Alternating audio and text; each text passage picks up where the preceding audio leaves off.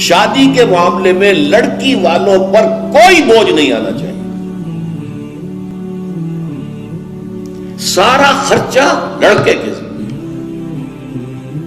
اب آپ غور کیجئے، شادی لڑکے کی ضرورت بھی ہے، لڑکی کی ضرورت بھی ہے. لڑکے کی زندگی بھی نامکمل ہے بیوی کے بغیر، لڑکی کی زندگی بھی نامکمل ہے شوہر کے بغیر. دونوں کی برابر ضرورت ہے. لیکن مرد مہر دیتا ہے، عورت مہر لیتی ہے. مہر کوئی قیمت نہیں ہے. بعض بعض اوقات بعض نکاح خواہ کہہ دیتے بعوض اتنے مہر کے میں نکاح میں دیتا ہوں. بڑا غلط لفظ ہے. بس مہر کا اعلان کیا جائے اتنا مہر ہے، بعوض نہیں.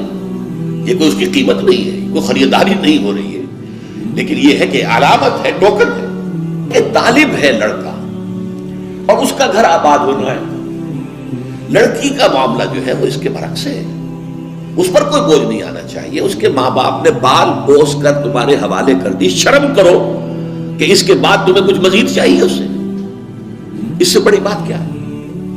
لہذا لڑکی والوں کی طرف سے دعوت طعام کا کوئی ثبوت نہیں. اس کی جڑ کٹنی چاہیے. زیرو.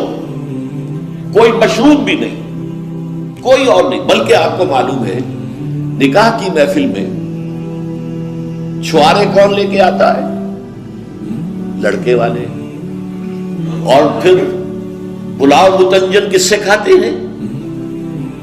ذرا دیکھیے کس قدر یہ مزہ کا خیز صورت ہے.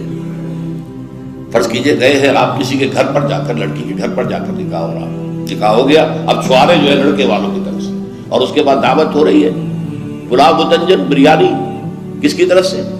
لڑکی. عقل کے ناخن لو تو کیا چھوارے نہیں وہ بانٹ سکتا تھا جس نے تمہیں مرغ پلاؤ کھلایا؟